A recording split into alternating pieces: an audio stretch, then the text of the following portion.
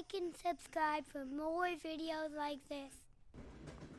Check it out. So recently, my family and I went on vacation, visited our neighbor to the north, and hit up Toronto. So we took in a Blue Jays game, but I guess maybe for this channel, more importantly, we visited the Toronto Railway Museum, of which there is a collection of Lionel and Marks and various other trains as part of their exhibit. The museum itself is kind of one of those don't blink type scenarios where it's kind of in a large room on the property, which is also a large roundhouse that also contains Steam Whistle Brewing Company and a few other restaurants and attractions near the Rogers Center where Toronto Blue Jays play. But as a first step, we took in, of course, the Lionel trains. And then my son discovered that they also have a setup of a real diesel engine, for which we had a very kind attendant who allowed him to take the reins of the diesel and run it. So here in a second we will see some of that footage, and then I will continue with giving you the scoop on some of the other cool things that we saw during our trip to the Railway Museum. Train won't work. Stay tuned here. Break. Next, you're going to want to turn both of these off. Bit more on this one, bit more. There you go. Now you're going to go over to your throttle and put that up to a 2 or 3. You can see where it says 2 or 3 there. There you go. And you can see that needle on screen jumping up into the red. When it comes back out of the red, you can afford to give it more power and gradually work your way up to top speed. So you can see it's about to come out of the red, and you can give it more power then. So just when it's in the red, you can't give it any more. Now you've got some other features. You've got this bell down here, also for coming into stations. So you've got this horn up here. That's for crossing roads. And finally, you've got these two right here, and that's for sand. And sand is important if you're going uphill or downhill, or if it's snowing or raining. So that's how all the controls work. Please tell me if you have any questions. Yeah. Thank you.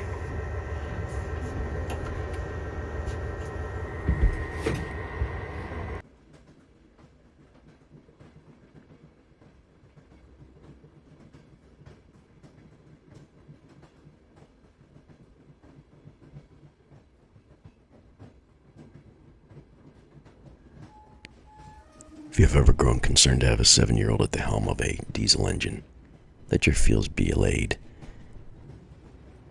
He did a good job. Moving on, a few more switchers and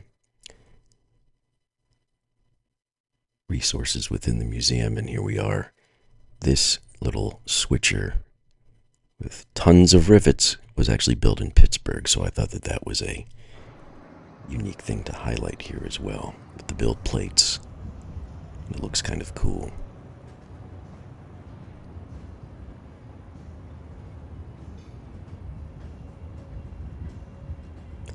Here's a general shot of the roundhouse, as I was saying.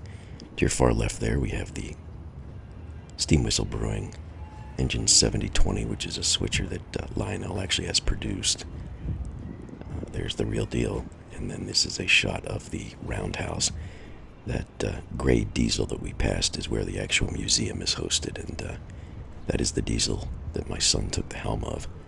You'll see over there also we've got our freight and steam engines basically set up near the coaling towers that used to be utilized as well, and then the turntable for the roundhouse is right in the center. Got some Canadian Pacific freight passenger cars, and then there's also a small railroad that the kiddos can ride on, and of course cold beer, because that's important. Got some hand cars, and the museum itself was kind of in a state of transition, I guess, but lots of rando things in here too that aren't necessarily train related. They're more looks like they do outdoor events and things. Here's some literature you can read just about the Canadian Pacific Railway and their steam locos. I tried to film it relatively slowly, so feel free to pause, unpause, and keep reading it.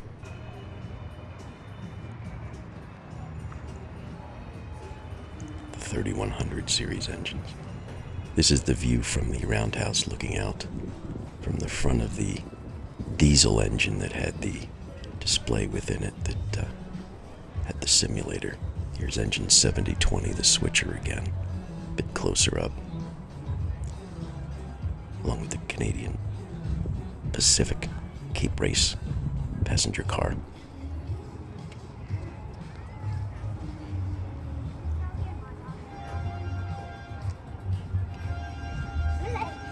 Fem and I opted not to go up in the Needle, as it's a bit of a height situation for the boys. These were some Shaggin Wagons that the Steam Whistle Brewing had created. They're very cool. Steam machine. It's a play on the Mystery Machine. They had 3 of these outside. And then, of course, the interior of their brewing facility that just shows some more angles of the actual former roundhouse that is now converted into a delicious dispatcher of some steam whistle lagers, which were quite tasty. I sampled a few as my son put together some train-related Lego sets that we had found. This car is interesting. It actually hauled cider vinegar. It's in a state of disrepair, per se, but this kicks in the night shots that I took while at the roundhouse. We'll have some caboose here in a minute, and some long shots of the coaling tower, which is in the background from this shot, in the area of the steam engine that was on display as well. It was a beautiful evening in Toronto. Big red moon in the sky. And it's just interesting that all of this open area is open. Some people were out kind of picnicking on the grass and things like that because it's right kind of in the heart of everything. There's a Ripley's Aquarium and other things around this area too. But La Vie, our most compelling reason to swing by was to film some of this cool train stuff just for you. There's that roundhouse again, long shot.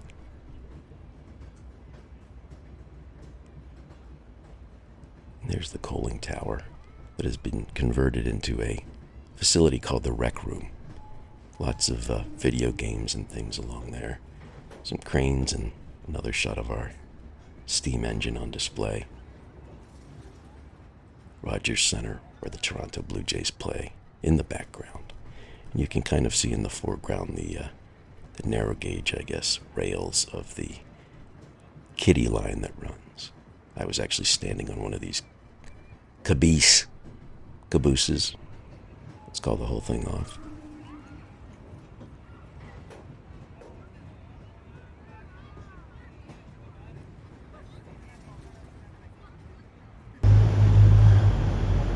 There it is, the coaling tower. The night shot with some of those switchers and the old diesel steam engines. And the cider car, which is the first of its kind that I had seen. We wrapped up our tour of the Railway Museum, and then right next to the Marriott, where we were staying at the Toronto Rogers Center Field, is quite a massive rail operation, commuter rails primarily. So I took some video of those rolling in during the evening. Maybe you commute via commuter rail. I know my son and I used to do that back in the day. So I just thought it was some interesting footage to grab. And just the number of rails that are flowing through seemingly the middle of the city, especially right next to the hotel. So if you're a train nut, check it out. This is like a utopia for having a cross between baseball, trains, beer. Good stuff.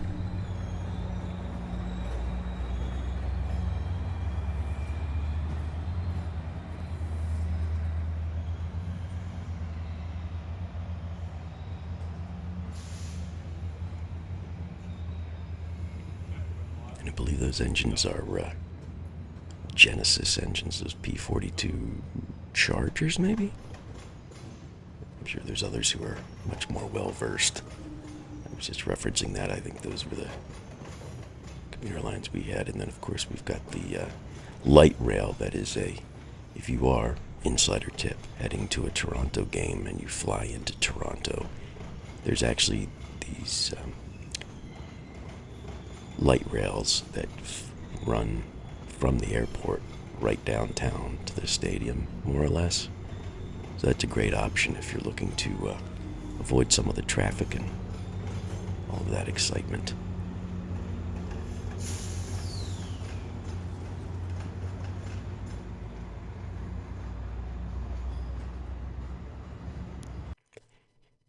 Thanks for tuning in to our Canadian Railway Adventure, Toronto Railway Museum.